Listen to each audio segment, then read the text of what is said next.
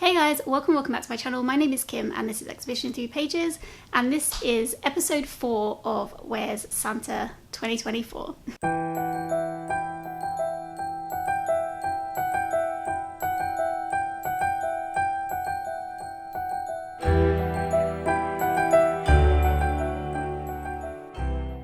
You might be able to hear the wind. It's really windy and rainy outside. It's like 45-mile-an-hour winds or something, so it is a little bit loud, but hopefully not too loud. Okay guys, so this is where we left off last time. We actually have 3 in a row down here, which is amazing. If you watched the last video, you would have seen that I had to rearrange the boxes because they had all dropped out and I had to put them back, and when I put them back they were in the wrong spot. So I rectified it in the last video, and then when I double checked it this morning I realised it was still a little bit wrong. So now it should be absolutely fine compared to the first video, but you know, even if I've missed something, it's fine. This is how it is now. Yeah, so we're in pretty good state for a bingo. I mean, if we got a 5 or a 21, that would be absolutely amazing.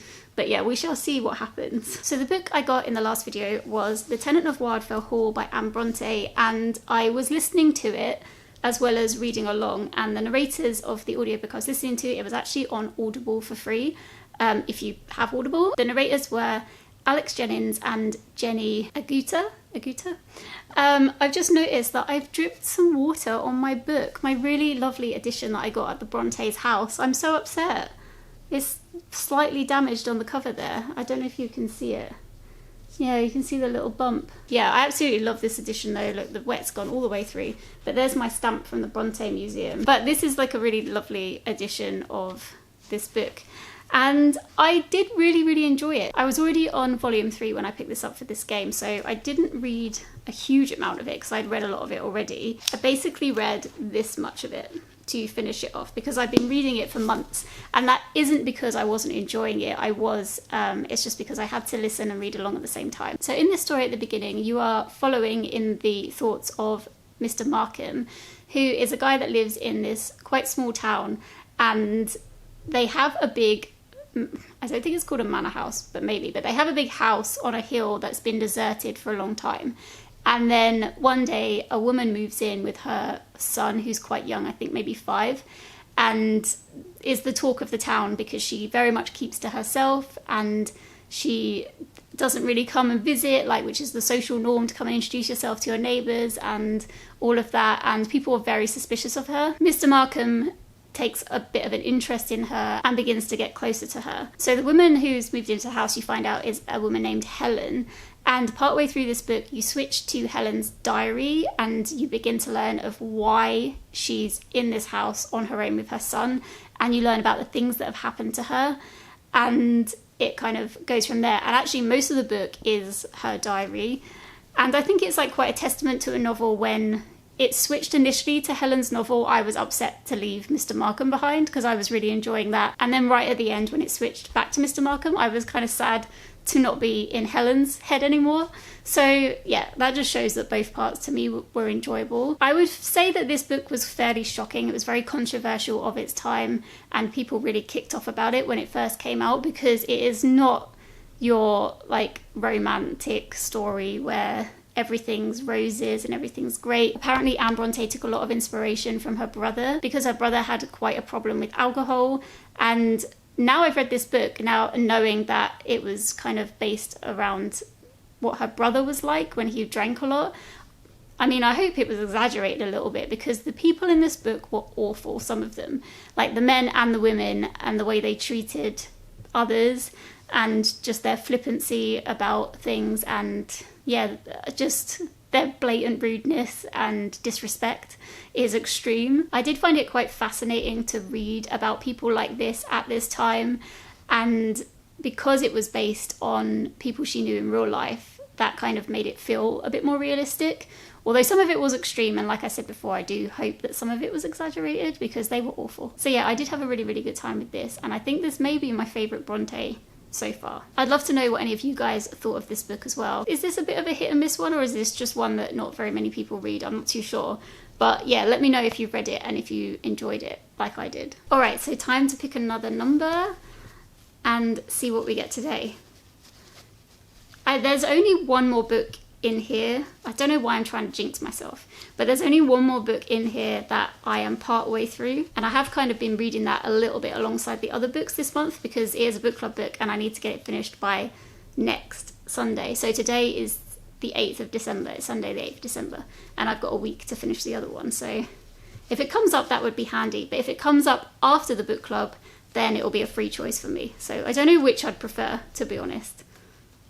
Because I suppose free choice does add an extra book. Okay, I'm going to pick this one and stop talking. Okay, so we have number 10. I don't think those are the two magic numbers, not 21 or 5. Number 10 is up here, which doesn't help us for a bingo at all. But if Santa's in here, that would be helpful. Doesn't look like Santa's in here. Can't see any red. Okay, so let's find out what the book is first, and then we'll go to the question, which I don't think is another quiz question yet. How sad. Okay, so it is... I really felt like... Ooh, what's this? The Christmas Appeal by Janice Hallett. Okay, let me just go and get that. Okay, here is The Christmas Appeal by Janice Hallett. This is the kind of companion novel to The Appeal by the same author, and I have not read that. I have not read it, but I have done a bit of research and people do say you don't have to have read that to read this. I did actually start reading The Appeal, but then very quickly realised that one of the main storylines was about cancer, and I just can't read about that. So I didn't finish it, even though I did enjoy it and I did enjoy the way it was set out. It was just unfortunate that it was surrounding that subject. So I'm going to risk it and I'm going to read this without having finished The Appeal. I mean, if I'm not going to read The Appeal, then I guess it doesn't matter if it spoils The Appeal anyway. But most people's reviews said you could read this as a standalone, so that is what I'm hoping for. We'll soon find out if I feel like I don't understand what's going on. So yeah, I don't really know much about this, but it just says a Christmas panto, a dead Santa, and everyone's a suspect. And it's written in like classic Janice Hallett way of like emails and documents and texts and stuff like that. So yeah, I'm really excited to get to this, and it's proper Christmassy, so I'm happy about that because the skeleton that stuffs the stocking wasn't as Christmassy as I liked. Cool, okay, let's find out what the question is. Yeah, another discussion question. So we have, ooh, this is good. Is there a genre that you avoid and why? I mean, I guess I would have to say horror, right? Is it horror? I do want to say horror, but I feel like there are times where I do want to try horror. So I read My Sister the Serial Killer, and I read the one about the mannequin. I can't remember what it's called, but I'll put them up on the screen somewhere.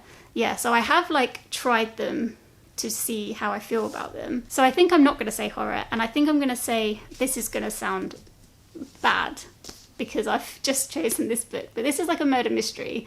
But I would say more crime books, like lawyer, crime. They just don't seem to appeal to me, like courtroom dramas, that kind of thing. I think that is the genre that I avoid. And I think I just have a preconceived like expectation that I'm just not going to enjoy them as much and that I'm just not interested in it. When actually, who knows if I am or not, because I don't think I can't think of any books like that I've read. So yeah, I think that's what I'm going to say. The genre of, it might be a trope rather than a genre, but crime, courtroom drama, that kind of crime. Or maybe like, I don't know, is it like John Grisham? Does he write a lot of crime? I feel like anything like that, I just kind of go, nah, I just avoid it. And the reason is that I just expect not to like it, yeah. So that's just probably bad on my part, and maybe I should try and branch out a little bit more than I do. So yeah, please do let us know down in the comments if there is a genre that you avoid and why do you avoid it. That is a good question, I like that. Right, so finally, let's put this box back. This very unhelpful box that we have. It goes there. So not a step closer to a bingo, but I'm very, very excited to read this one. Okay guys, I hope you're having a good day and I will see you soon.